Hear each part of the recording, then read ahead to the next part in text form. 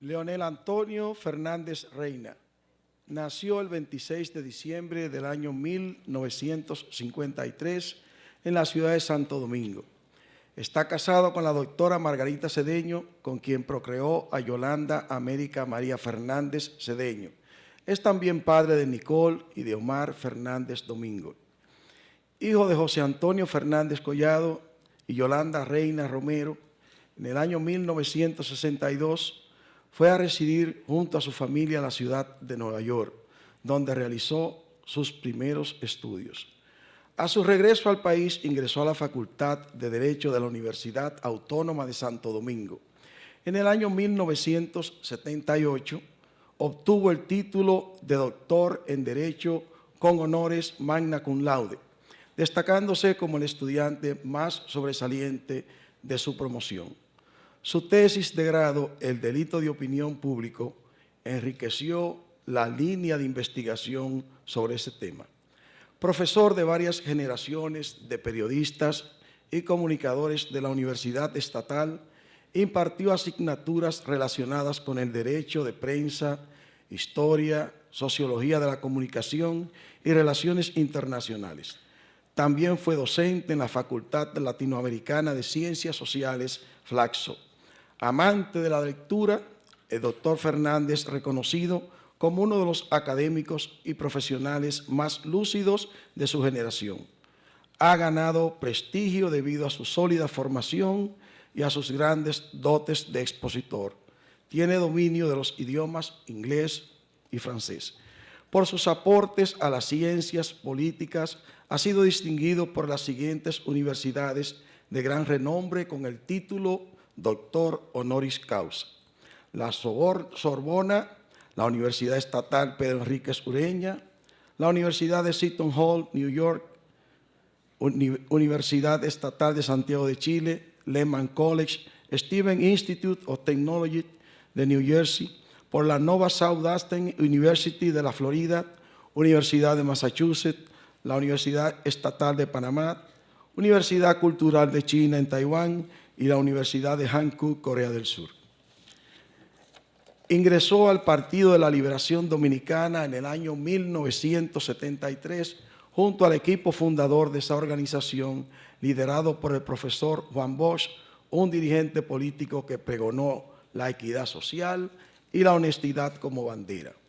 Su creciente incidencia en los círculos intelectuales a través de conferencias, trabajos periodísticos y debates fue paralela a una progresiva ascendencia en el seno de su partido. En el año 1985 fue elegido miembro del Comité Central del PLD y en 1990 miembro del Comité Político. También se desempeñó como secretario de Asuntos Internacionales y Prensa de esa organización y como director de la revista política Teoría y Acción. En 1994 fue seleccionado candidato a la vicepresidencia de la República como compañero de boleta del profesor Juan Bosch. Al final del año 95 fue proclamado candidato presidencial para las elecciones del 16 de mayo de 1996, reto del que salió airoso al ser escogido presidente de la República Dominicana para el periodo 1996-2000. Fue el primer presidente de la República Dominicana salido de las filas del Partido de la Liberación Dominicana y uno de los presidentes más jóvenes de América Latina. En enero del año 2002, las bases del partido lo escogen a unanimidad presidente del PLD. En julio del año siguiente ganó las elecciones internas y se convirtió nuevamente en el candidato presidencial de esa organización, ganando por segunda vez las elecciones. Como presidente de la República durante el periodo 1996-2000, Fernández Reina desarrolló una dinámica política exterior para rescatar a la República Dominicana de su aislamiento tradicional.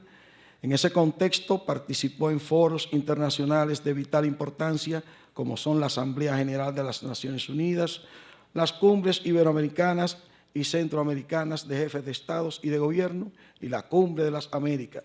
También visitó varias naciones de Europa, también visitó a Japón y a Singapur.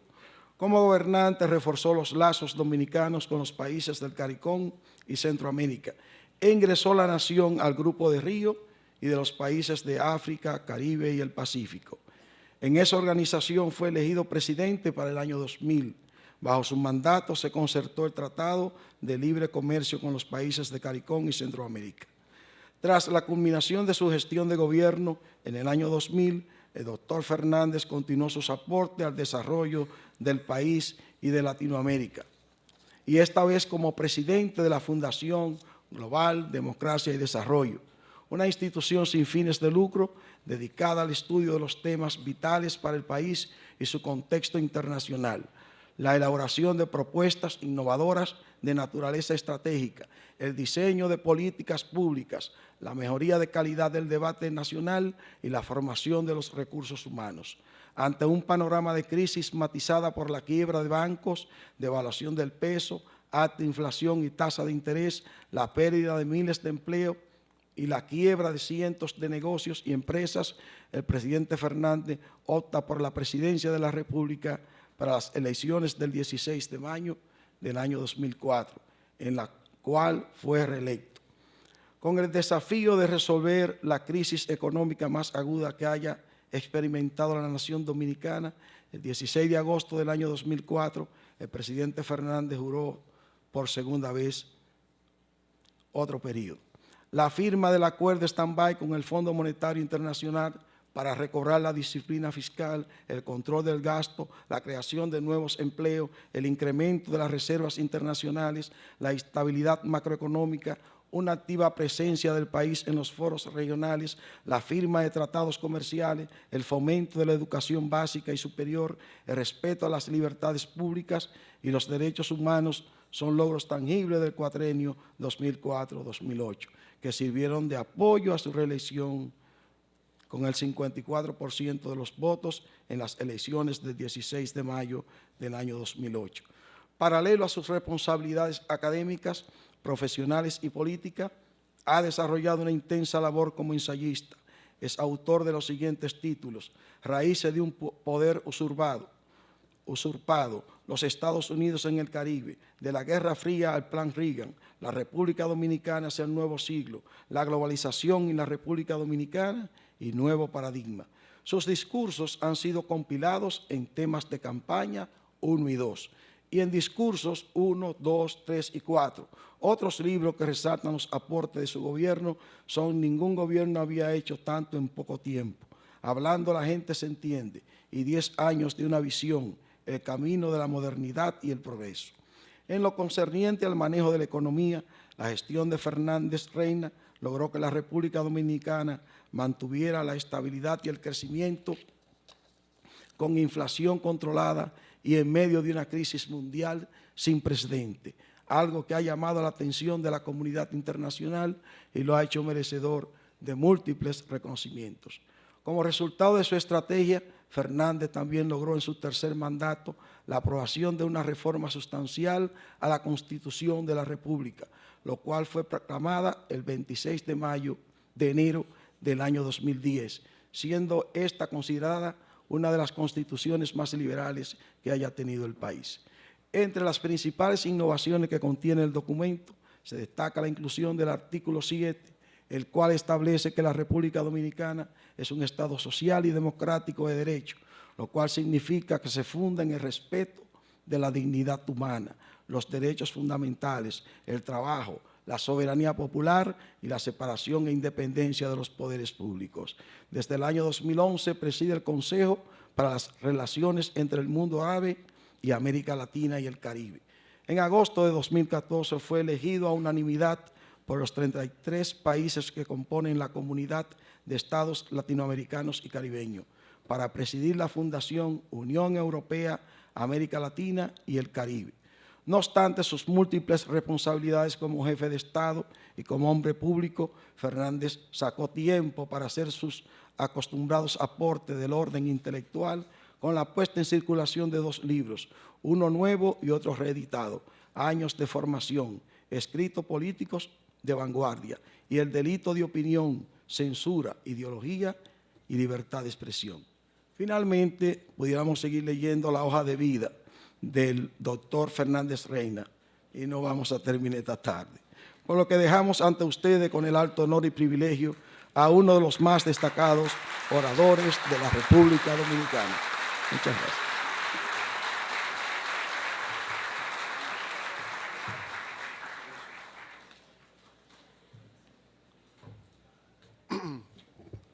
Muchas gracias, profesor Braulio Rodríguez, por tan amables palabras de presentación. Escuchándole y hacer referencia a cosas que ya son como muy del pasado, porque incluso me imagino que cuando fui electo presidente por vez primera, en el 1996, algunos de ustedes no habían nacido, me da esa impresión. Y por consiguiente, el temor que tengo al escuchar todo esto es que ustedes crean que yo soy una pieza de museo. No es tan así, pero aprovecho también esta ocasión para extender un saludo cálido, afectuoso, a esa joven, brillante rectora de esta universidad, a Lili Rodríguez, así como a las distinguidas directoras de departamentos, vicerrectoras de esta prestigiosa casa de estudios. Y tomo nota de que la dirección de esta universidad está integrada solo por mujeres, lo que motivo por el cual debemos profundamente regocijarnos, pero ya empezaremos a luchar por una cuota de participación masculina. Bueno, agradezco esta invitación que me han hecho para conversar con ustedes, reflexionar acerca de algunos temas que creo que son de su interés como jóvenes y de interés nacional. Trataré de ser breve porque sé que me espera una batería de jóvenes allí que me quieren pasar un examen, a ver si estoy a la altura de sus expectativas. Pero, digamos, lo que quisiera compartir con ustedes es una reflexión acerca de lo que ha sido la República Dominicana, sobre todo a partir del siglo XX, y que nos pueda hacer comprender cuál es la responsabilidad que ustedes, como generación de relevo, tendrán en este siglo XXI. Hace aproximadamente un siglo, vamos a trasladarnos al año 1920, la población en la República Dominicana llegaba a unas 800.000 personas. Es decir, hace un siglo, aproximadamente hace 98 años, para decirlo con mayor precisión, la población nuestra no llegaba a 1 millón de personas. Y el 90% de esa población era rural, una población campesina. En Santiago, la provincia de Santiago, no había entonces 50.000 personas.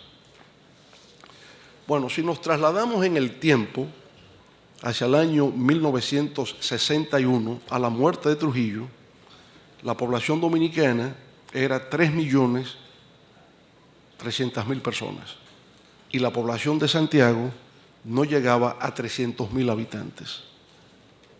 De eso hace tan solo 60 años, que en el país teníamos tan solo una población de 3.400.000 personas. La única universidad que entonces había era la Universidad de Santo Domingo, que todavía, en la época de Trujillo, no era autónoma. Su autonomía la adquirió después de la muerte de Trujillo. Y habían tan solo 3.000 estudiantes universitarios, hace 60 años. Hoy tenemos 40 universidades y solamente en la Universidad Autónoma de Santo Domingo hay 300.000 estudiantes. O sea, hoy hay más estudiantes en la UAS que población en Santiago en el año 1961. Bueno, en la actualidad somos 11 millones de habitantes y Santiago como provincia tiene 1.500.000. La capital, el Gran Santo Domingo, tiene 4.500.000 habitantes. Santo Domingo, por consiguiente, tiene más población que Roma, la capital de Italia, tiene más población que Ginebra, la capital de Suiza, más población que Bruselas, la capital de Bélgica y sede de la Unión Europea. Santo Domingo tiene más población que Luxemburgo, por consiguiente, es más ciudad que muchas capitales europeas. Entonces, tenemos que en términos demográficos la República Dominicana en 100 años se ha venido transformando en forma radical. Hasta el año 1980, el predominio poblacional era rural. En 1980, nosotros teníamos una población de 7 millones de habitantes, aproximadamente 7 millones. Y de esos 7 millones, ¿verdad?, por vez primera, la población urbana empezaba a ser mayor que la población rural.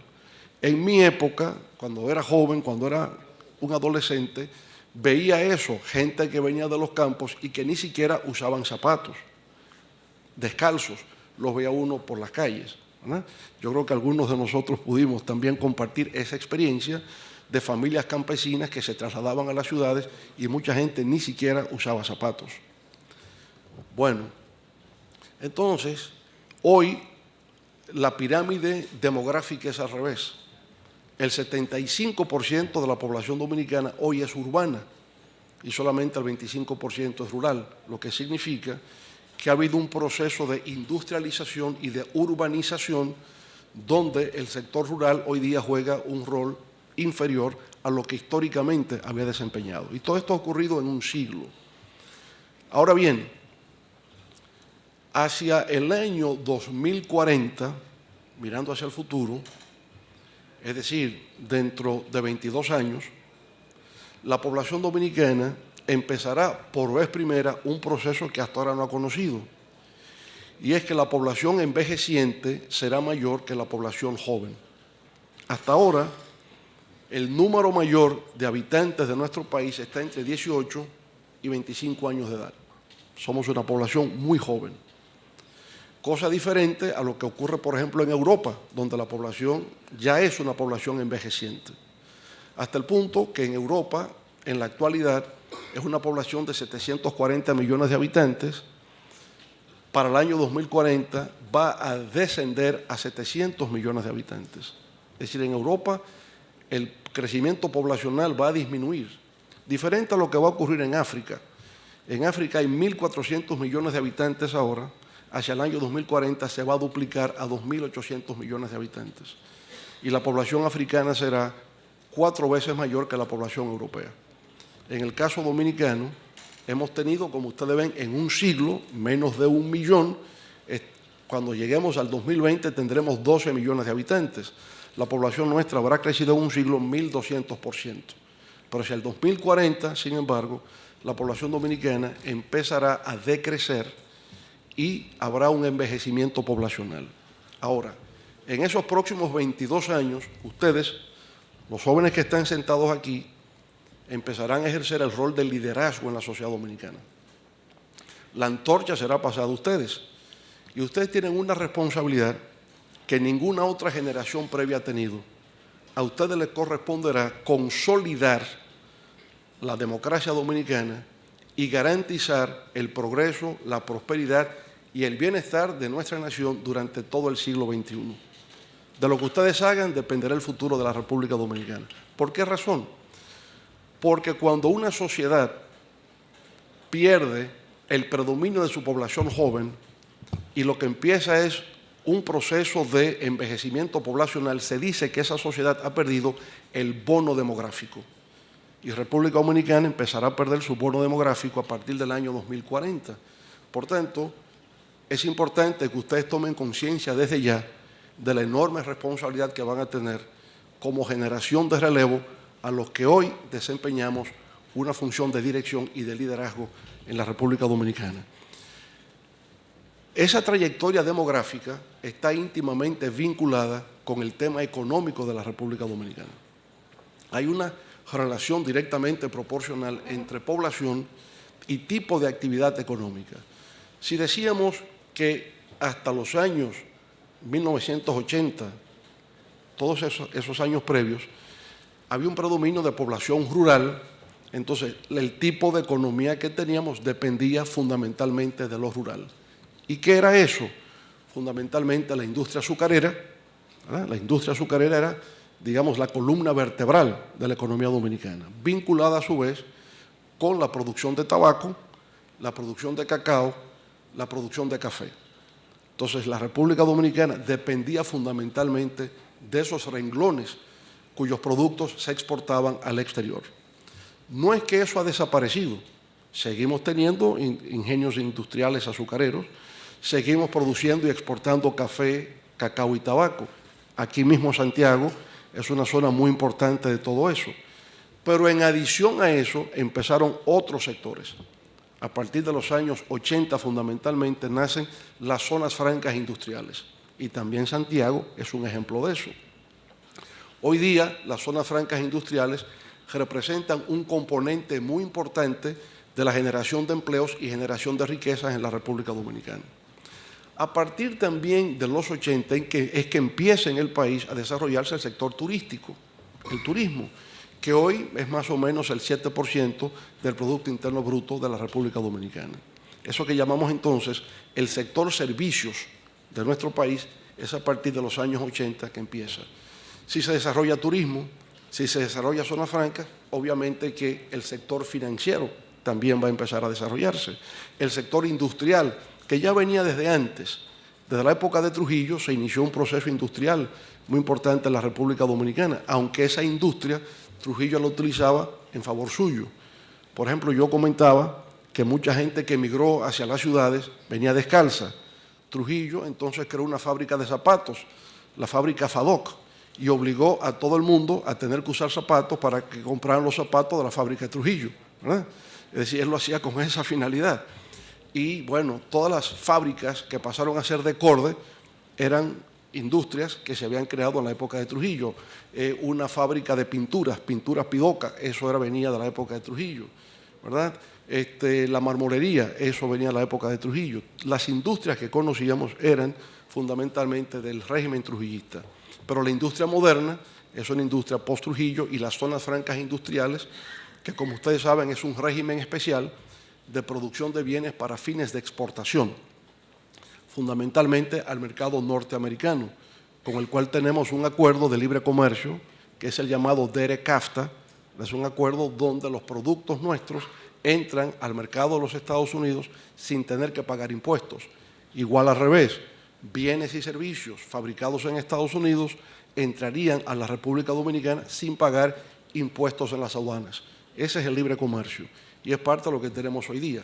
Otros renglones que se han desarrollado, el sector de las telecomunicaciones, que hoy es muy importante en nuestro país, el sector comercial, tiene que haber un comercio que cada vez crece por todas partes, y bueno, eso es un poco la economía de la República Dominicana. Es una economía que combina el sector agropecuario, donde somos un país muy afortunado, porque el 85% de todo lo que nosotros consumimos se produce en la República Dominicana. Hay otros países que tienen que importar alimentos, nosotros no. Nosotros producimos los alimentos que la República Dominicana básicamente consume. Podemos importar insumos de producción para la producción nacional. Por ejemplo, importamos maíz para la producción de pollos, pero los pollos se producen en República Dominicana, los huevos también se producen en República Dominicana, no tenemos que importar eso. Entonces tenemos una industria local, tenemos una industria de zonas francas, tenemos comercio, tenemos finanzas, tenemos telecomunicaciones, turismo y un renglón muy importante que a veces no valoramos en toda su extensión, tiene que ver con las remesas enviadas por los dominicanos que están en el exterior, que en estos momentos equivalen aproximadamente a 6.000 millones de dólares al año.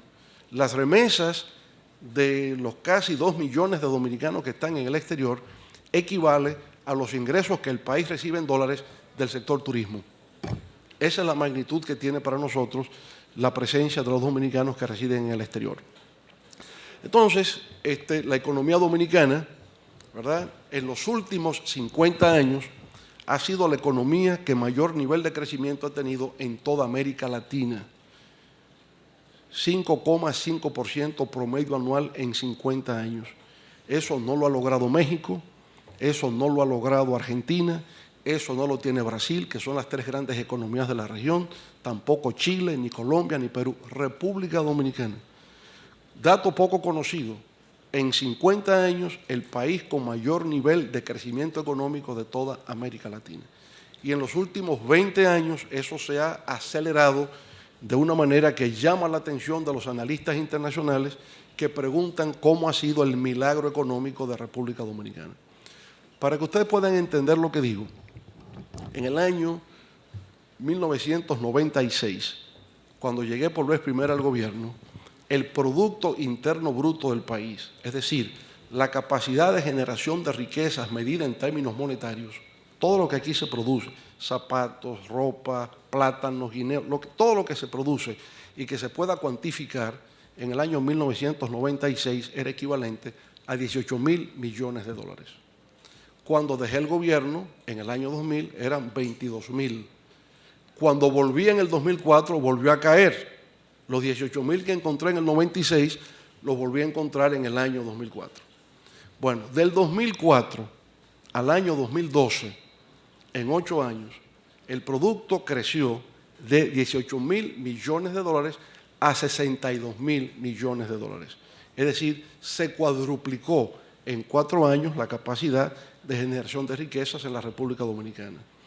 Y ha continuado, porque hoy leo en los periódicos que el gobernador del Banco Central informa que en el primer semestre de este año la economía ha crecido 6,7%, la mayor tasa de crecimiento de toda América Latina. No hay país de América Latina que esté creciendo a un 6,7% en estos momentos.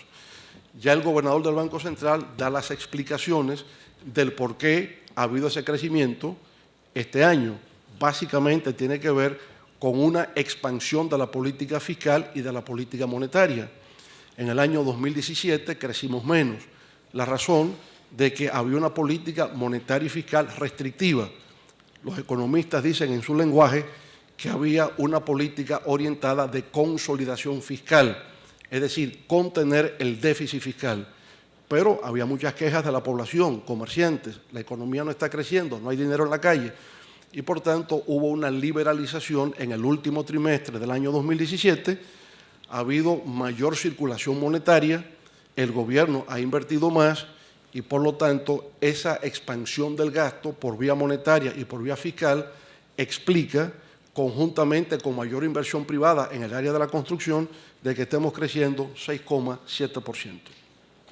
En estos momentos, la capacidad de generación de riqueza en nuestro país debe estar en 74.000, 75.000 millones de dólares.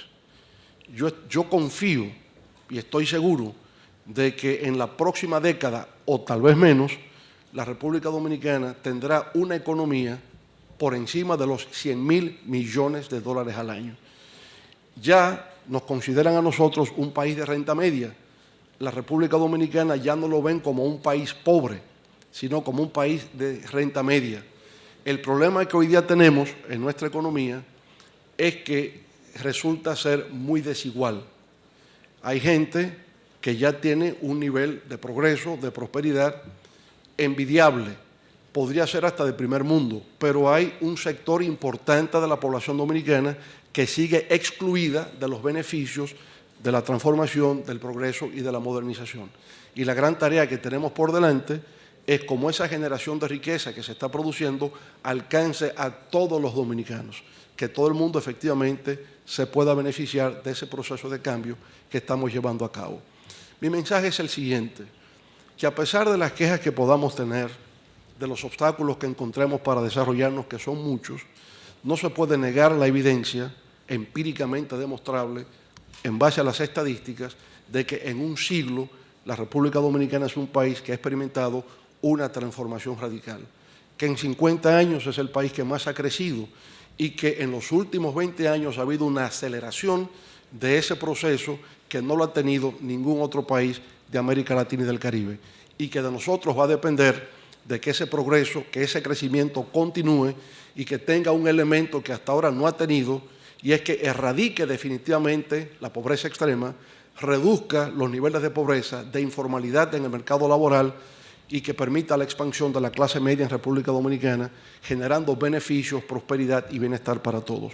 Y dicho eso, me someto ahora al examen de los estudiantes. Muchas gracias.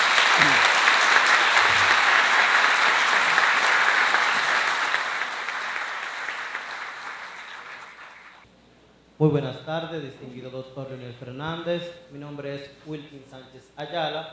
Es un placer poder saludarle.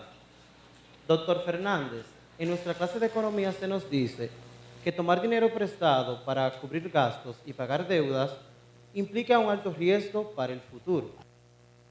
En el sector privado, las deudas permiten una reproducción de la riqueza, un aumento del empleo, hasta incluso una mejoría de la población. Claro, siempre y cuando la rentabilidad de la deuda sea adecuada. La percepción de la población dominicana es que en nuestro país se toma prestado por razones inverosímiles. Doctor Fernández, ¿cómo considera usted el manejo actual de la deuda pública? Bueno, Wilkins, muchas gracias por tu pregunta. Y debo empezar por decir que a veces se crea un estereotipo, es decir, una imagen de que el préstamo, el crédito, es algo negativo. Y sin embargo no es así. Si usted se da cuenta, el comercio es posible porque existe el crédito. En los países desarrollados, si una persona va a emprender cualquier tipo de actividad, no lo hace con dinero propio, siempre solicita el crédito al sistema bancario. En otras palabras, si usted es ingeniero y va a construir una casa, va a construir un edificio, tiene una empresa constructora, usted no lo hace con dinero propio, usted busca un préstamo bancario. Si usted tiene un supermercado, va a instalar un supermercado, usted no lo hace con dinero propio, siempre busca un préstamo, ¿verdad? Por tanto, mientras más desarrollado es un país, mayor es la circulación monetaria en base al crédito bancario. Si usted va a comprar una casa, nadie tiene el dinero completo para comprar la casa. Usted solicita un préstamo y se inscribe una garantía hipotecaria. Entonces se dice que usted va a pagar ese préstamo en 20 años. El sistema económico funciona en base al crédito. Lo mismo pasa con los países. Incluso hay una tendencia en que mientras más desarrollado es un país, mayor tiende a ser su nivel de endeudamiento. Por ejemplo, China, la segunda economía del mundo, con un Producto Interno Bruto equivalente a 17 trillones de dólares. Yo no sé si ustedes saben lo que es $1 trillón, pero para que tengan una idea aproximada, es que desde el día en que nació Jesucristo, hace 2018 años, hasta el día de hoy, se gasta $1 millón todos los días y todavía sobra dinero. Entonces, la economía china son 17 trillones de dólares al año. Sin embargo, la deuda china es equivalente al 240% de su Producto Interno Bruto. Estados Unidos, la principal economía del mundo, con 22 trillones de dólares al año, tiene una deuda equivalente al 125% de su Producto Interno Bruto. Italia, la séptima economía del mundo, tiene una deuda equivalente a un 250% del producto. Japón, la tercera economía mundial, tiene una deuda equivalente a un 260% del Producto Interno Bruto. La República Dominicana tiene una deuda equivalente al 49% de su Producto Interno Bruto. Entonces, digamos, la deuda de por sí es un tema bueno o es malo. Como vemos, todos los países tienen una tendencia hacia el crédito, hacia el endeudamiento. Obviamente hay que ser moderado, no caer en excesos. No se puede caer en excesos nadie, ni a nivel personal, ni a nivel familiar, ni a nivel comercial, ni a nivel de un país. Estados Unidos, Japón, Alemania, Italia, tal vez se pueden dar el lujo de tener altos niveles de endeudamiento porque tienen fuertes economías. Nosotros tenemos que tener cuidado en la República Dominicana. No estoy alentando de que seamos inmoderados, que seamos descuidados o que caigamos en exceso. Lo que reivindico es la idea de que el crédito de por sí no es malo, que el crédito es algo normal en cualquier economía. Algunos países como Chile es al revés, tienen un nivel de endeudamiento tan solo del 4% del Producto Interno Bruto. Qué bueno que así sea. ¿Por qué en la República Dominicana hay una tendencia hacia el incremento del endeudamiento público? Por una razón sencilla. Porque la presión fiscal y la presión tributaria en República Dominicana es muy baja, sobre todo cuando se le compara con los demás países de América Latina. El nivel promedio de recaudación de ingresos por un país en América Latina hoy día es el 20%. Lo mínimo que un país hoy día está recaudando es un 20%. Países como Brasil, por ejemplo, está recaudando un 38%. Chile recauda un 35%, Argentina por igual. Nosotros en República Dominicana, 14%. Entonces, con un 14% de recaudación fiscal, obviamente el Estado dominicano no tiene los recursos necesarios para poder invertir en todas las áreas que el país necesita. Por eso entonces, para poder cumplir con su presupuesto, tiene que recurrir a un financiamiento externo. Los ingresos que recibimos no es suficiente para los gastos que tenemos. Y eso se suple entonces con financiamiento externo, deuda pública interna o externa.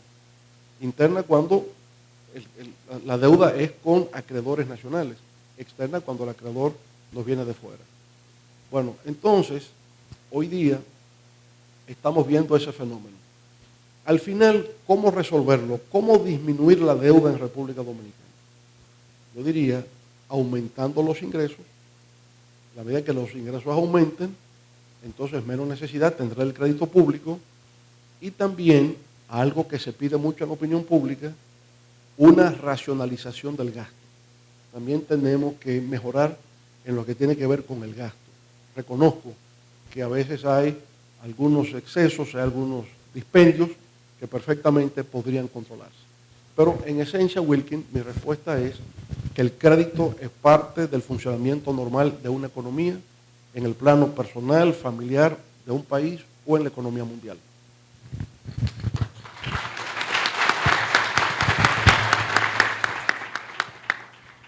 Buenas tardes, doctor Fernández. Mi nombre es Josman Caraballo. Un placer acompañarle en este conversatorio. Josman Caraballo. Los impuestos y aranceles deben ser de fácil aplicación según los principios impositivos. El Código Tributario y las normas que lo sustentan se basan en impuestos regresivos e indirectos. Y además, su aplicación constituye toda una gran proeza. Los estudiantes de la asignatura de Economía nos sentimos preocupados de seguir esta tendencia actual ante los retos de la globalización. ¿Qué opinión le merece nuestra preocupación, doctor Fernández? Hasta los años 90 más o menos, e incluso al retornar al gobierno en el 2004, los ingresos históricamente del Estado Dominicano dependían de las aduanas. Las aduanas eran la principal fuente de recaudación. Digamos, en la época de Trujillo, en los 12 años del doctor Balaguer, cuando retornó, en el gobierno de don Antonio Guzmán, Jorge Blanco, en todos esos años, digamos, las aduanas eran la fuente mayor de recaudación. Ahora, ¿qué ha ocurrido? Que cuando se suscribe un acuerdo de libre comercio, entonces estamos diciendo de que los productos que ingresan al país no van a pagar el impuesto aduanal, que es lo que llaman el arancel. El arancel es impuesto que se paga en las aduanas. Entonces, esos productos quedan exentos del pago de arancel. Y si no se paga impuestos en las aduanas, ¿de dónde van a venir los ingresos? ¿De dónde van a venir? Entonces, de las aduanas ha habido una transferencia a la Dirección General de Impuestos Internos.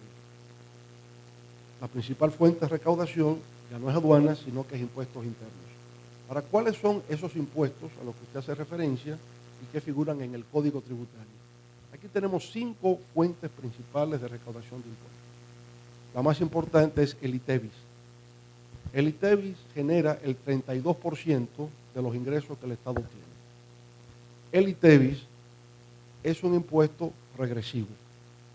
¿Por qué razón? Porque ricos y pobres pagan lo mismo.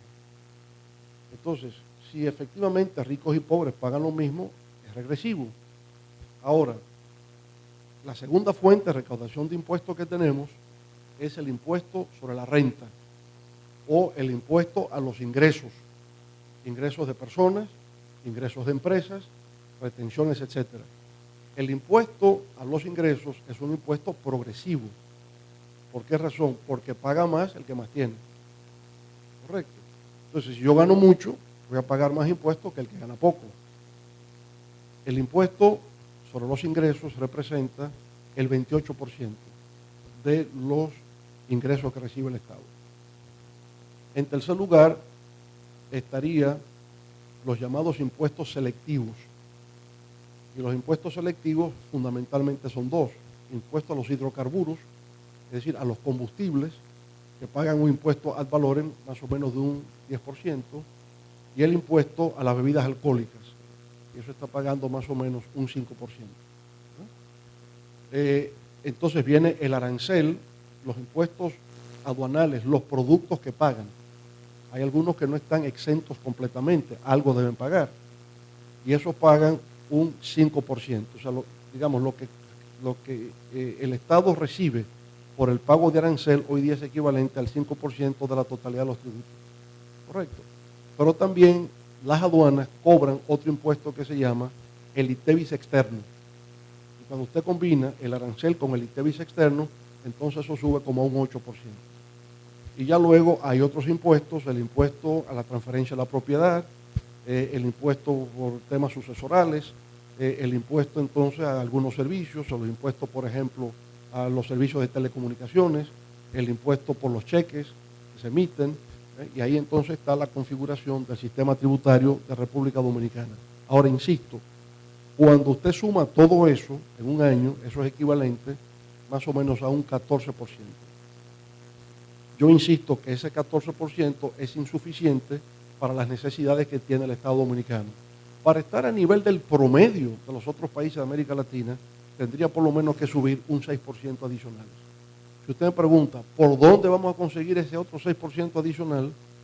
Yo pienso que en principio tendríamos que ver las llamadas exenciones fiscales, las que ya han tenido un cierto tiempo, ¿verdad?, que han servido para que un negocio se instale, progrese y se consolide. Entonces hay que irlo desmontando paulatinamente.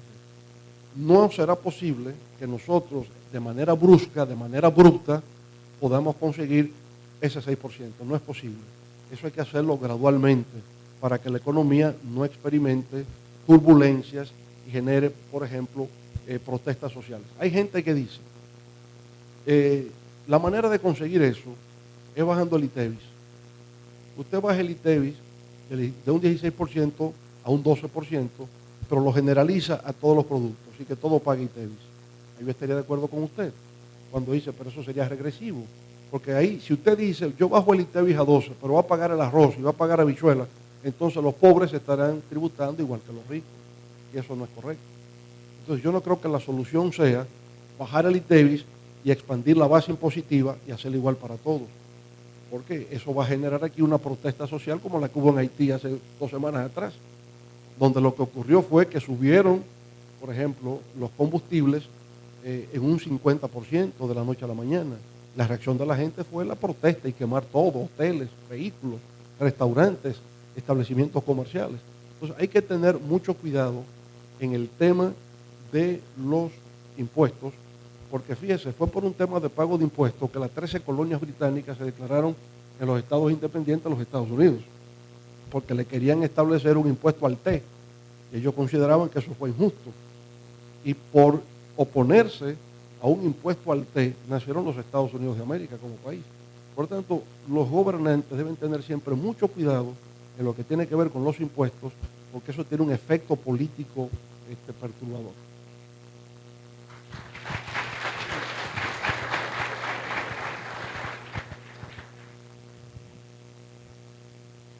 Muy buenas noches, doctor Fernández. Mi nombre es Hilary Hernández y es un verdadero placer para todos nosotros tenerlos. Usted es Hillary. Hilary. Como Hillary Clinton. Exacto. Oh, pero qué bien. Es un verdadero placer para todos nosotros tenerlo presente a usted aquí en nuestra alta casa de estudios. La guerra comercial que hay entre las principales potencias económicas con aumento de aranceles impactará el mercado global y la economía mundial. Para nadie es un secreto que producirá un aumento de costos, desvíos de comercio y desvíos también de producción. Entonces, ¿cómo afectará toda esta situación a la República Dominicana? ¿Cómo afectará el costo de los vehículos, las maquinarias, la materia prima? ¿Vendrán inversiones a aprovechar el DR-CAFTA que fue firmado por la República Dominicana? Y mi principal cuestionante es, ¿qué decisiones debe tomar la República Dominicana ante los retos que se presentarán? Teniendo en cuenta, claro, el impacto que tiene China y Estados Unidos en el mercado global, en la economía mundial. Sí, muy buena pregunta, Hillary. En realidad, estamos viviendo en un mundo lleno de incertidumbres.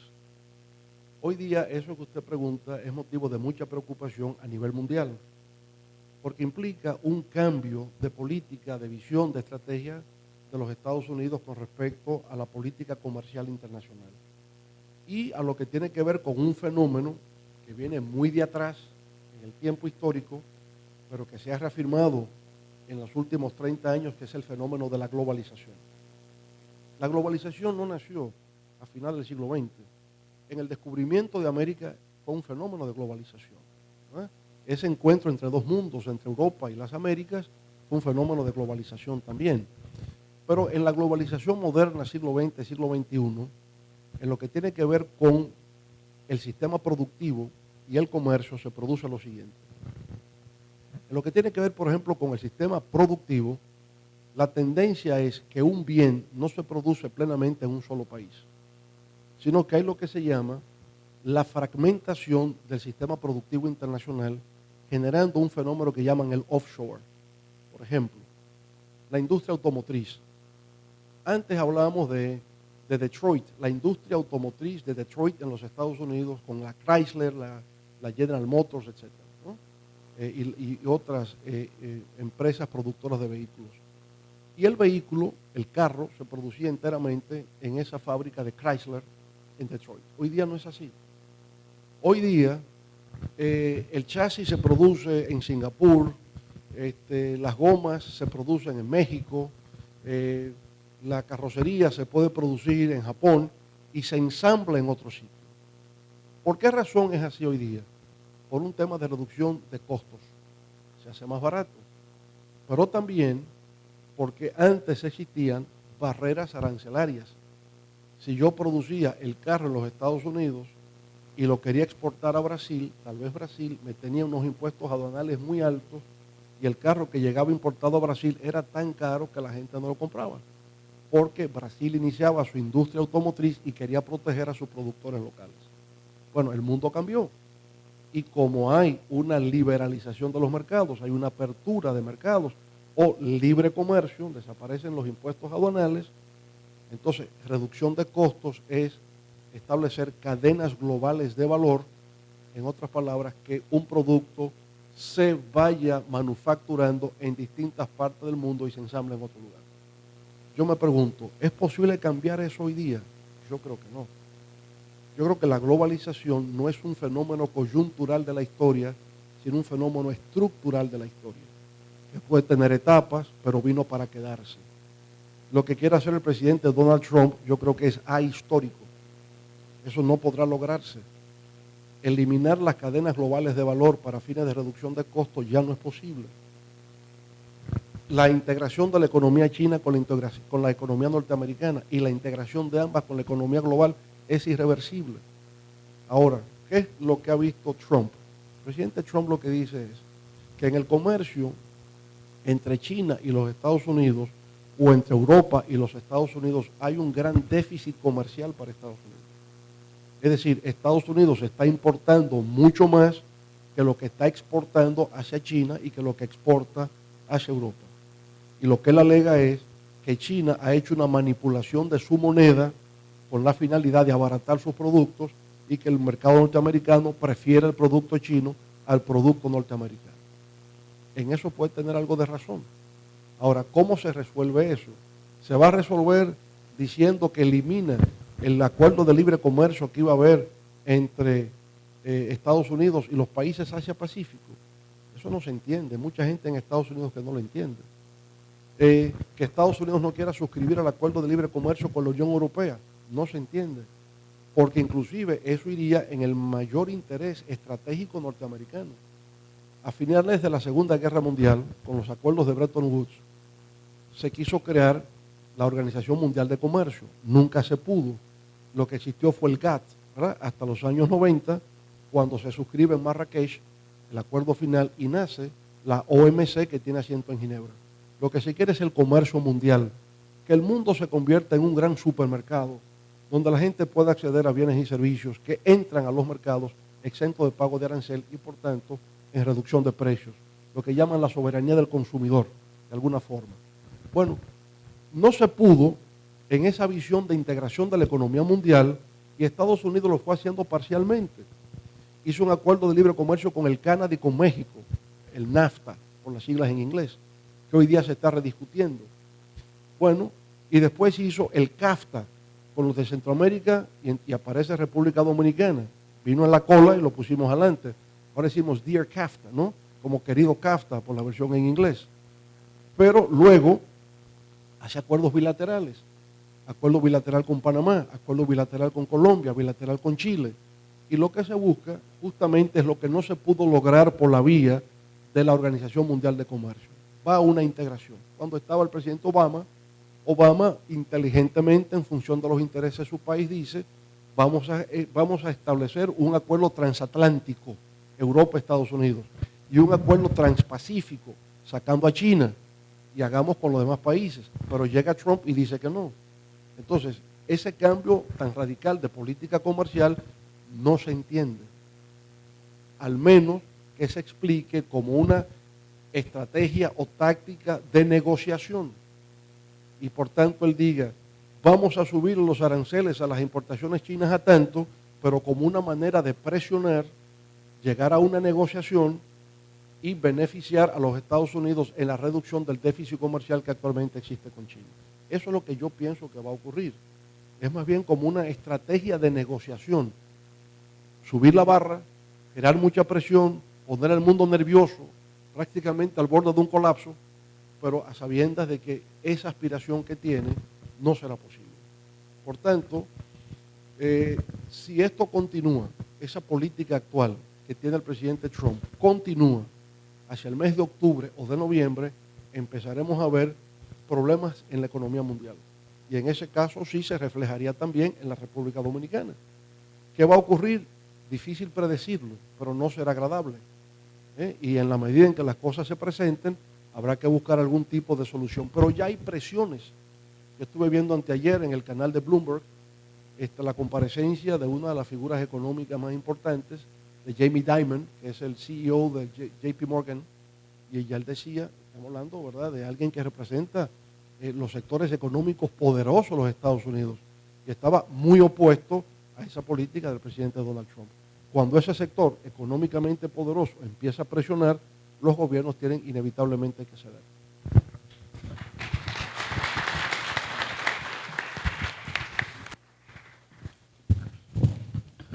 Buenas noches, doctor Fernández. Mi nombre es Adilis Guzmán.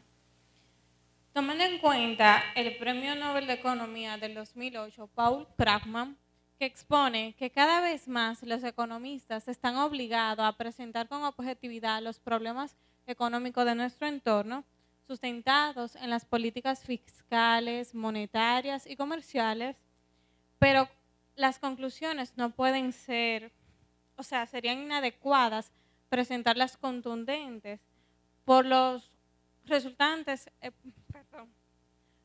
por los cambiantes que resultan ser los fenómenos económicos.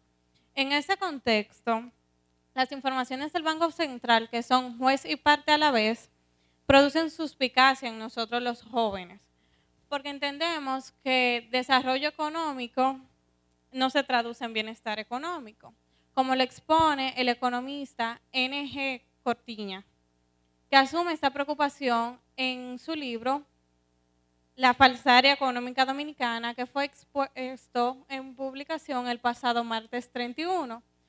Según su criterio, ¿nuestras preocupaciones son objetivas?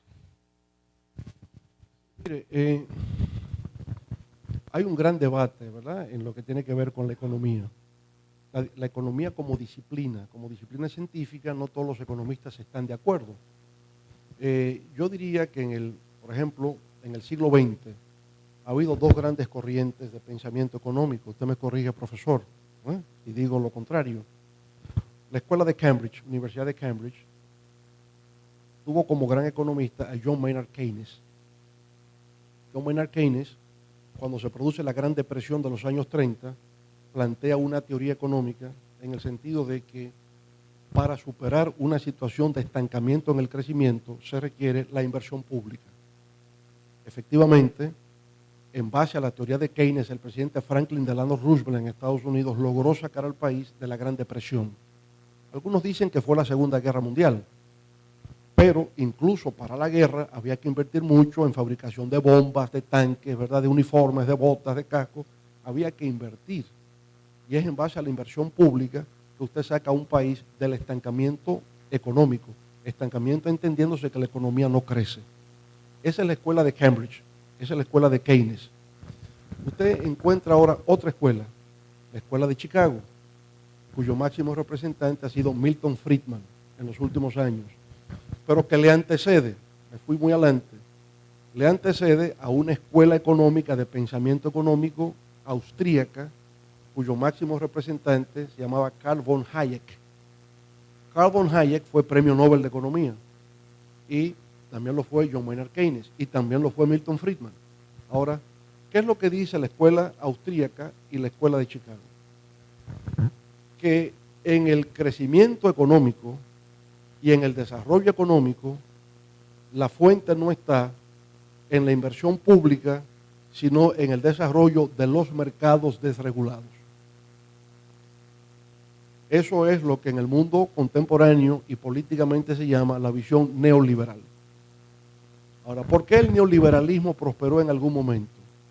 Porque después de que las ideas de Keynes tuvieron éxito, sacando a Estados Unidos de la Gran Depresión, y terminó la Segunda Guerra Mundial, los 30 años siguientes, la guerra terminó en el 1945, hacia los años 70, 30 años después, 73, 74, 75, el modelo keynesiano empieza a agotarse y hay una nueva crisis en la economía mundial.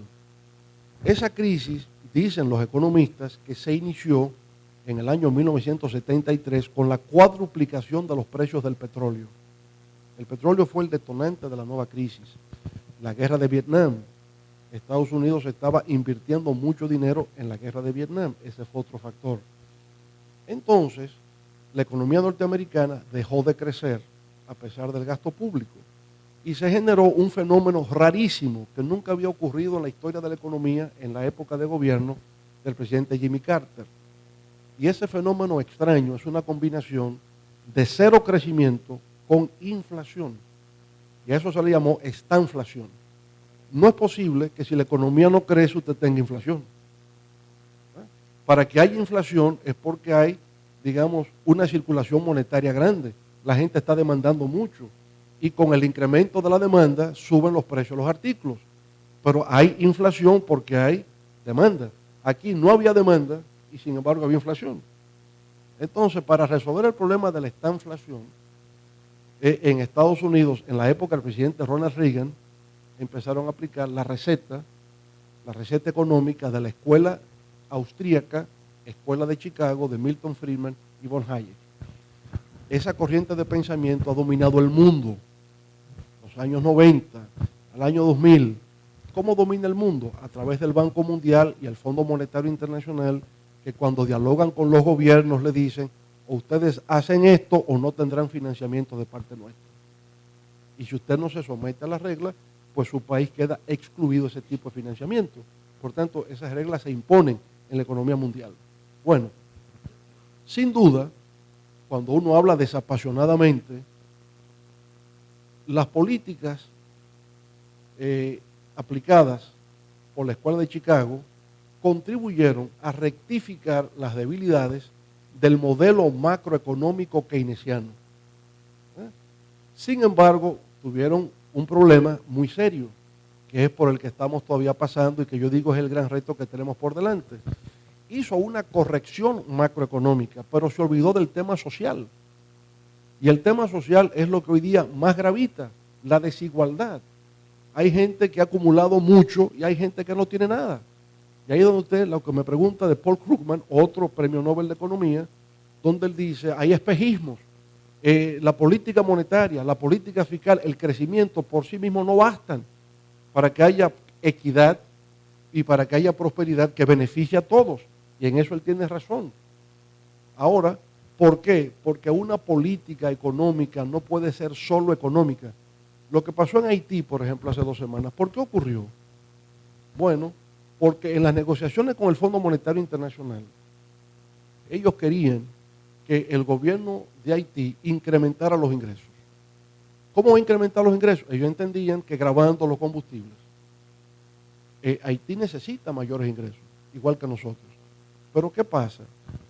Que se olvidaron de que no basta hacer el correctivo económico. Cuando se toman medidas de esa naturaleza, requieren 3 factores. Que la medida, además de corregir la debilidad económica, sea socialmente incluyente y sea políticamente viable. Usted no puede hacer cosas donde la gente salga a protestar a la calle y que el gobierno tenga que sacar a los policías y a los militares para reprimir, porque entonces el problema se agrava. Entonces yo creo que el modelo requiere equilibrio macroeconómico, inclusión social y viabilidad política para que pueda funcionar. Entonces el modelo neoliberal o modelo post-keynesiano corrigió los déficits del anterior, pero al dejar fuera la problemática social no es la solución viable a los problemas de los pueblos en el mundo. ¿Qué yo creo que es lo que procede? Una combinación de Estado y mercado. Es decir, el mercado en una economía de libre competencia, economía capitalista, se utiliza para la asignación de recursos. El mercado es lo que debe funcionar. Pero el mercado no puede estar desregulado. El Estado, el gobierno, no debe ser empresario. El papel del Estado es regular lo que se hace en el mercado, su papel de regulador. ¿Y cómo regula el Estado? A través de la política fiscal y de la política monetaria. ¿Quién dirige la política monetaria? El Banco Central. ¿Quién dirige la política fiscal? El Ministerio de Hacienda. Pero Hacienda y el Banco Central tienen que actuar unidos, coordinados, porque la política fiscal y la política monetaria siempre tienen que estar en armonía. Parte de lo que ha ocurrido en Europa, cuando sacan la moneda del euro, es que existe un Banco Central Europeo, pero no hay una coordinación de Hacienda entre los 28 países de Europa. Y esa descoordinación llevó a la crisis de la zona euro, que todavía no se ha podido superar plenamente. Entonces, bueno, yo estoy de acuerdo con lo que dice Paul Krugman, de que efectivamente no basta que haya una política monetaria, una política fiscal, una expansión del gasto, que haya crecimiento económico para que se produzca la prosperidad y el bienestar. Es un fenómeno mucho más complejo.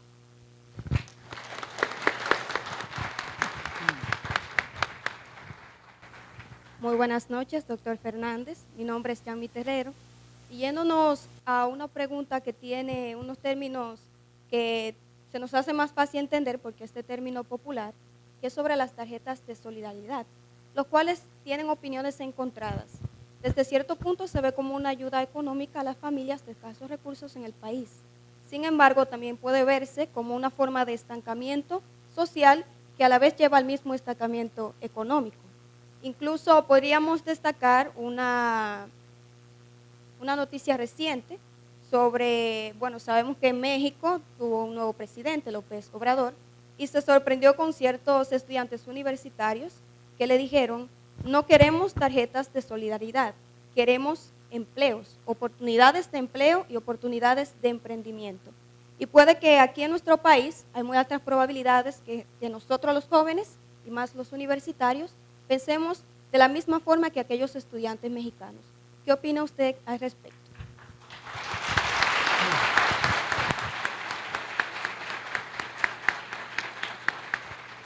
Mire, todo depende del nivel de desarrollo que una sociedad tenga y va a depender del nivel de desarrollo de cierto sector social dentro de un país determinado. Por ejemplo, Brasil, en el gobierno del presidente Lula, ¿cuál es el gran logro del presidente Lula? Haber sacado a 38 millones de brasileños de la pobreza. ¿Cómo lo hizo? Lo hizo a través de un programa que se llama Bolsa Familia. Y ese programa consistía en que el gobierno le hacía transferencia monetaria a las familias en forma condicionada.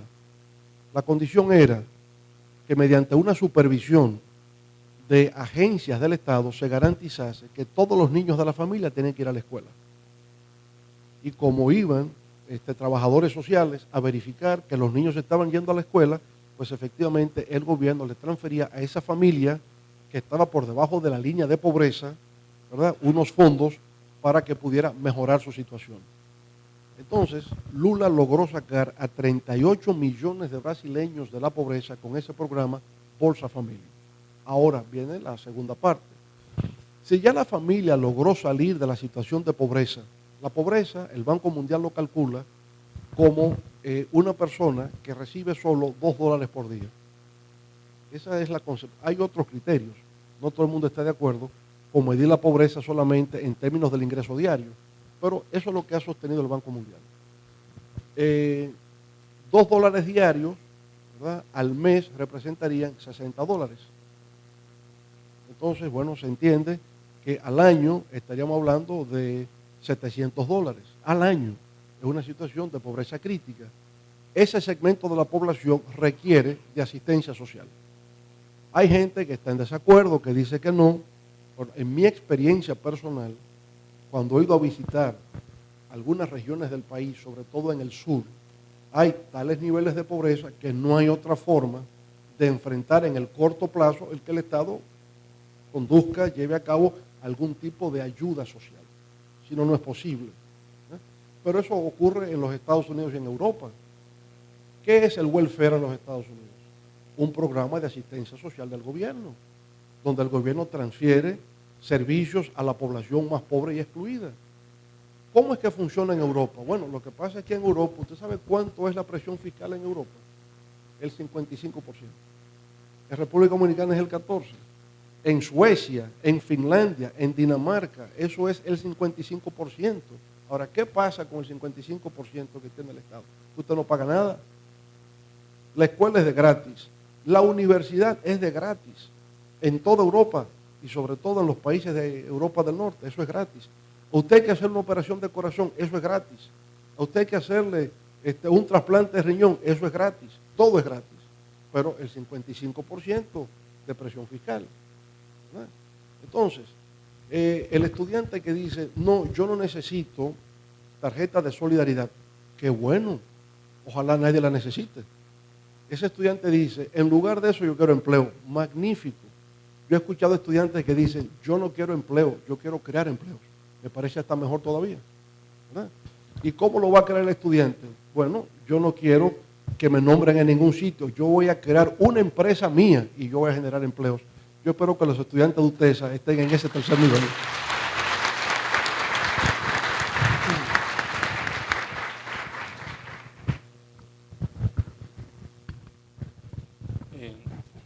Buenas tardes, distinguido doctor Leonel Fernández. Mi nombre es Junior Hernández y es un gusto tenerlo aquí frente a cada uno de nosotros. Mi pregunta va con la siguiente situación.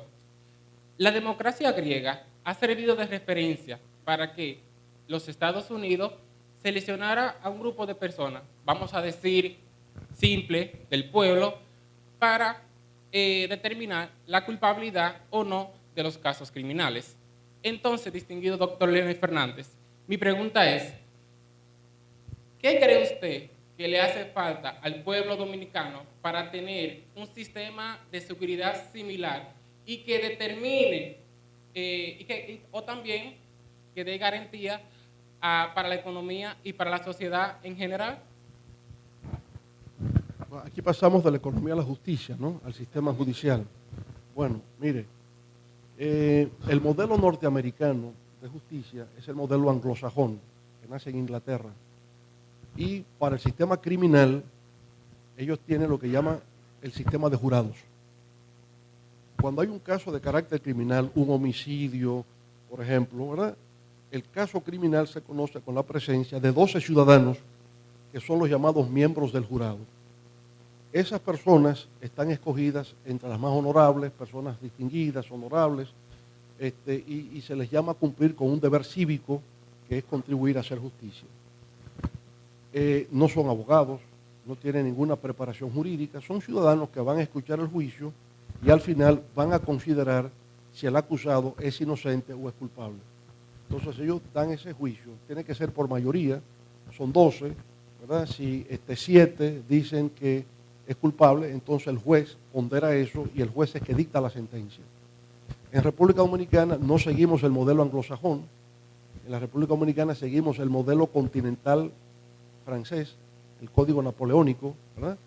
Es el sistema que funciona aquí. La tradición jurídica dominicana es la tradición francesa, que es diferente al sistema anglosajón. Entonces aquí no tenemos sistema de jurados.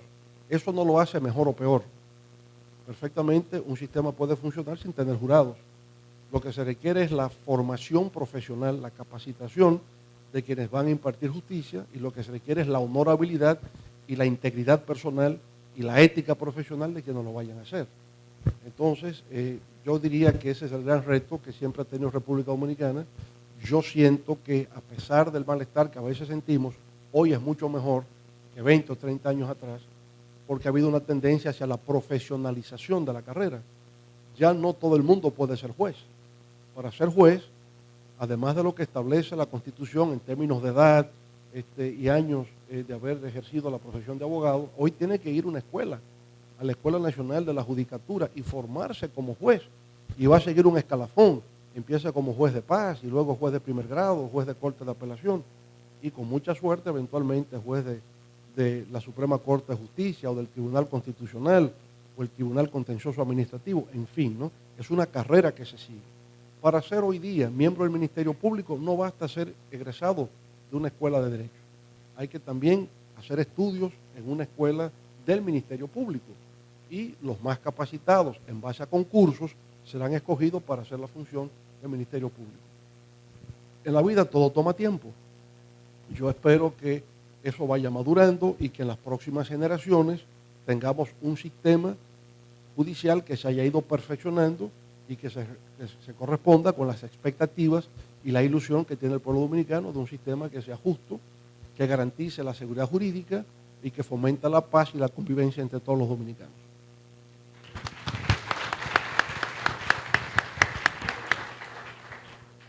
Buenas noches, doctor Leonel Fernández. Mi nombre es Javier Torres.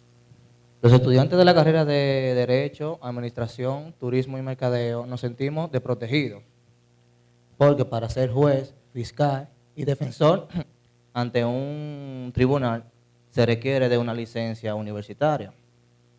Asimismo, los médicos, los agrimensores, los arquitectos, entre otros profesionales y carreras. Pero los puestos y las acciones propias de nuestras profesiones en muchos casos la llevan personas sin la preparación adecuada.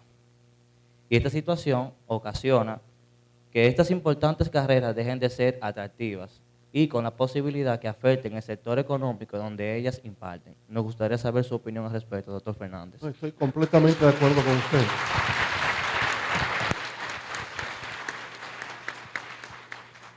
Me da la impresión, por la intensidad de los aplausos, que hay muchos estudiantes aquí de mercadotecnia y, ¿verdad? y de publicidad y todo esto, porque lo han hecho como con mucha pasión. Bueno, completamente de acuerdo, en razón de que en efecto en otras profesiones es así. O sea, la profesión médica, incluso usted se gradúa y no puede ejercer inmediatamente, tiene que hacer una pasantía y que se verifique de que usted tiene los conocimientos y tiene las destrezas para poder actuar como médico. En los países desarrollados eso todavía es hasta más complicado. Por aquí está la doctora Daisy Ventura, que me acompaña. Ella tiene una hija, Astrid Duarte Ventura. Astrid es un modelo, para mí es un modelo de lo que debe ser la juventud dominicana. Ella se graduó de arquitecta en la Universidad de Columbia en los Estados Unidos, una universidad élite, y se graduó con los máximos honores, pero no puede ejercer como arquitecta en lo inmediato. Tiene que pasar 5 exámenes distintos después de haberse graduado de la universidad para que le autoricen poder ejercer como arquitecta. Ella ya ha pasado 4, le queda el último. Yo le llamo constantemente para ver si antes de que termine el año ella pasa ese 5.º examen y ya pueda ejercer como arquitecta en los Estados Unidos. Pero igual los médicos. Usted se gradúa de médico y para poder ser médico en los Estados Unidos hay que pasar muchos exámenes. Un abogado tiene que pasar lo que llaman el bar exam, el examen de barra, pero el bar es la asociación de abogados. Y la asociación de abogados pone un examen tan difícil que hasta el hijo de John F. Kennedy se quemó cuando lo tomó. Imagínese usted lo difícil que es eso. ¿Por qué hacen eso? Porque quieren que solamente puedan ingresar al ejercicio de la profesión los más calificados. Y uno de los problemas que tenemos en la República Dominicana, usted lo acaba de decir, es que la gente cree aquí que todo se puede. Y la gente sin tener la preparación, sin tener los criterios, usted lo ve hablando por televisión y por la radio, hablan hasta con faltas ortográficas, ¿verdad? No se saben expresar, no saben decir las cosas, y eso no puede ser. Entonces, bueno, yo creo que sí, hay que procurar la manera de mejorar la calidad de la educación a todos los niveles. Hay que procurar establecer estándares de profesionalización. Todas las profesiones, incluyendo la mercadotecnia, deben tener un código de ética y que haya una asociación profesional que verifique todo esto y si la gente incumple, le cancelen su exequatur o su licencia para poder ejercer esa profesión. ¿Estoy de acuerdo?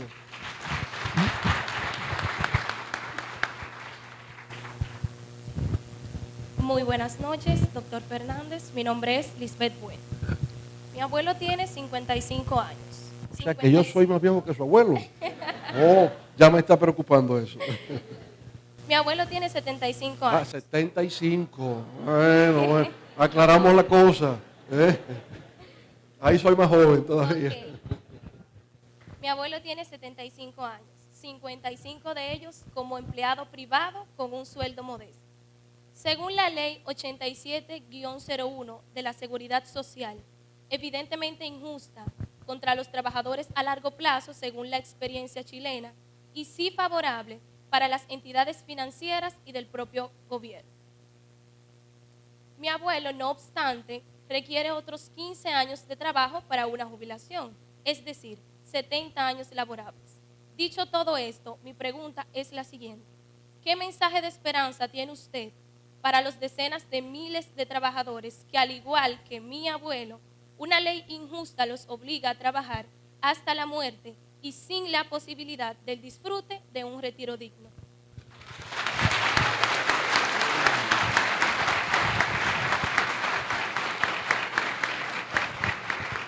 Bueno, debo hacerle alguna aclaración.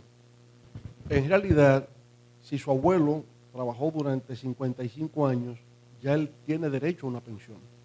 Ya hace tiempo que tiene derecho a una pensión. Entonces, quizás hay una mala orientación, alguna desinformación, pero su abuelo desde ya tiene derecho a una pensión. Y en ese sentido debo decirle que nosotros ahí hemos mejorado mucho en el país, en ese aspecto. Quizás ustedes no conozcan, pero existe hoy día un fondo de pensiones.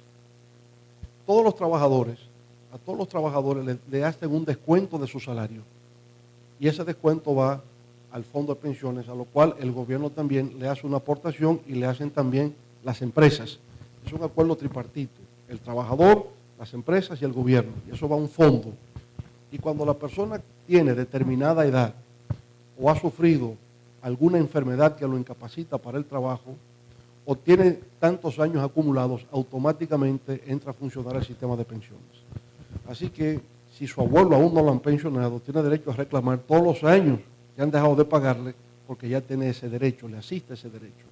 Ahora, el Fondo de Pensiones de República Dominicana es algo muy especial de nuestra economía, que no existía 15 años atrás. Ese fondo de pensiones va creciendo a un ritmo tan acelerado que hoy día debe estar cercano a los 4.000 millones de dólares aproximadamente. Eso no jamás había existido en la historia económica de la República Dominicana. Lo que se discute es qué hacer con ese dinero. Cuando usted habla el sector financiero que se beneficia es porque esos fondos están depositados en los bancos, ¿no? Y los bancos obviamente cobran por tenerlo en depósito y los prestan y por prestar cobran tasas de interés por igual. Pero ese dinero es de los trabajadores dominicanos. Y efectivamente ya cuando una persona culmina su ciclo laboral tiene acceso a ese fondo de pensiones. Lo que yo podría quizás argumentar aquí es en relación al tema de la seguridad social. Más que en las pensiones, en la seguridad social. Porque en la seguridad social lo que está ocurriendo es que efectivamente cuando una persona está pensionada, y si se pensiona es por la edad o por los años de trabajo acumulados, es cuando más necesitaría de la seguridad social en caso de asistencia médica. Y resulta que ahí no cubre para las necesidades que esa persona ya pensionada necesita. Ahí yo creo que se requiere algún tipo de reforma porque es el momento cuando más lo va a necesitar y entonces se le reduce la cobertura médica por el régimen de la seguridad social. Yo pienso que cuando, digamos, le doy un dato, en el año 2004, al regresar al gobierno, el número de personas afiliadas al Seguro Social era 34,000 personas, nada. El número de personas afiliadas hoy día son 6 millones. Nos hace falta incorporar 4 millones más, pero de 34,000 a 6 millones es mucho el camino que hemos recorrido. Yo más bien lo que vería es que la cobertura de ese seguro social incluya enfermedades catastróficas. Si una persona necesita una intervención quirúrgica, que el seguro se lo cubra. Si necesita un trasplante de órganos, que el seguro se lo cubra. Hoy día no. Y por lo tanto esa persona, al no tener recursos, muere por falta de recursos y eso es injusto y eso es algo por lo cual, ¿verdad?, hay que trabajar para superarlo. Bien.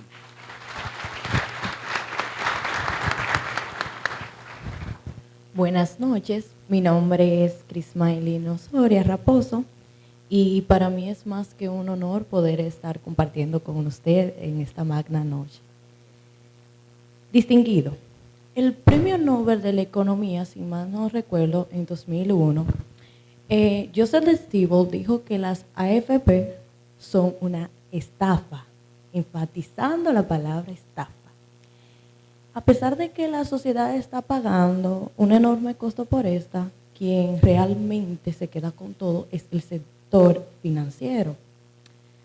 El Premio Nobel también explicó que hay 23 países que privatizaron su sistema de pensiones, pero que 7 de ellas revirtieron su decisión y que muchos lo están reconsiderando.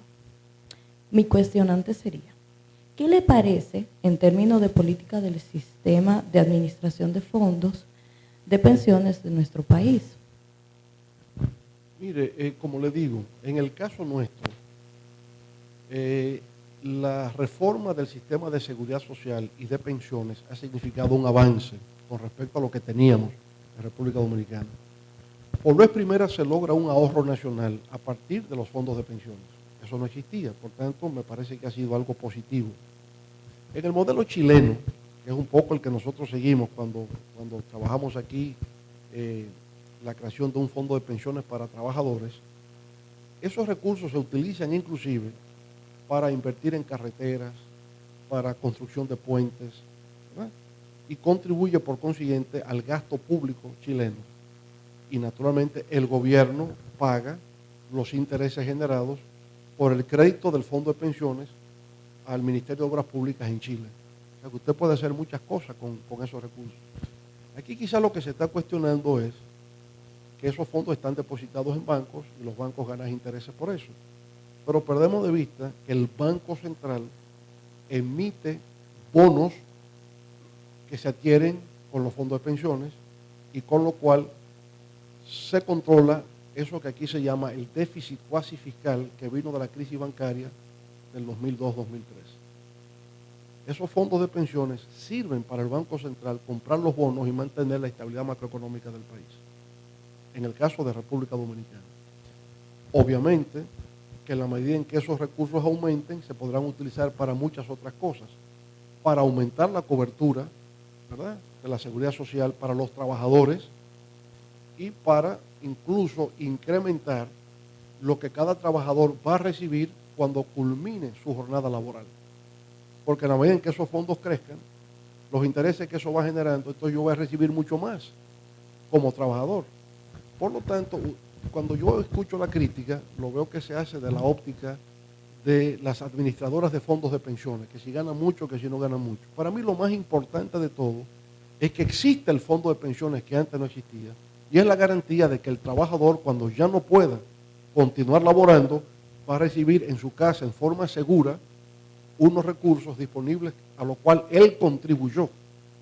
De su sudor, él contribuyó a ese dinero, pero también las empresas pasan un fondo y también el gobierno pasa al otro y que tenga una vejez tranquila, ¿verdad?, y una vejez asistida en términos sociales en términos de salud y las cosas que necesitan. Bien.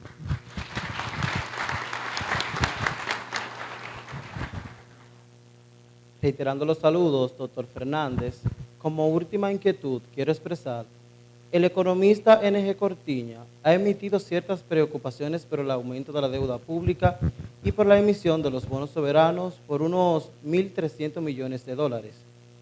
¿Cómo cree usted que la economía puede haber sido afectada? De alguna manera ya respondí a eso, Wilkin, ¿no?, en mi primera intervención sobre el tema de la deuda y todo esto. Y le voy a decir a Ivan Hoy, que es un buen amigo, aquí lo quieren mucho, que lo citan con mucha frecuencia, ¿verdad? Sí, le decía, en resumen, que en el caso de República Dominicana, la preocupación no es tanto por el monto de la deuda, sino por la capacidad de repago de la deuda. Y el tema de repago de la deuda es que no tenemos mucho espacio fiscal con un 14% de presión tributaria. De manera que, si hablamos de que la deuda es el 50% del PIB, en comparación con otros países no es nada. China es 240, aquí son 50. Ahora, ¿cuál es la diferencia?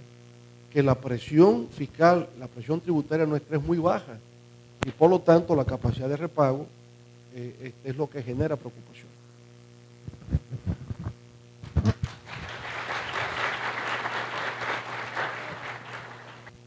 Doctor Fernández, en cierto modo me he sentido trasladado al año 388 de la era antes de Cristo, cuando se forma la escuela de Atenas. Volver a Atenas, volver a los griegos siempre es gratificante, porque de los griegos y de los discursos académicos, de las polémicas que ahí se dieron, surgió el pensamiento occidental. En cierto sentido, usted como maestro ha compartido con nosotros y en cierto modo ha podido contribuir a nuestra formación. Recordamos que la educación andragógica era la que se utilizaba en ese entonces. La escuela de Atenas, en tal sentido, contribuyó de manera notable con la academia, Aristóteles, con el liceo, con conversaciones como esta, porque estas conversaciones ilustran, iluminan y educan. De modo que nosotros nos hemos sentido, estos estudiantes, en mí particularmente, me he sentido más que gratificado con su presencia y con sus explicaciones. De modo que el Departamento de Economía de la Universidad le da las gracias por su asistencia y por estar con nosotros.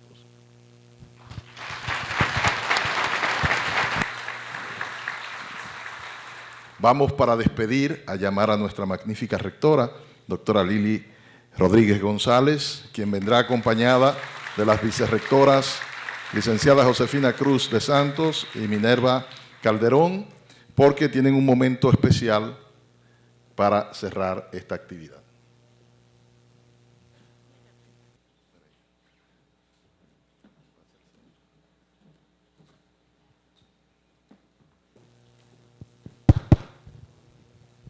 Pues muchas gracias a todos por acompañarnos en la tarde de hoy. Gracias a nuestro claustro, que está aquí también debidamente representado, aparte de nuestro consejo directivo, a nuestros estudiantes por esas preguntas excepcionales para compartir con todos nosotros, al Departamento de Economía por acompañarnos y por dirigir esta actividad, y muy especial al doctor Leonel Fernández por abrir este momento para nuestros estudiantes, para toda la comunidad utestiana. Para nosotros es muy importante generar esos espacios para compartir experiencias, conocimientos y diferentes ideas desde las inquietudes de nuestros estudiantes. Aprovechamos esta ocasión para darle el título al doctor Leonel Fernández Reina como visitante distinguido de nuestro campus de Santiago. La Universidad Tecnológica de Santiago, UTESA, fundada el 12 de noviembre de 1974, a través del Consejo Directivo de la sede, declara visitante distinguido a Leonel Fernández Reina, dado en Santiago de los Caballeros, República Dominicana.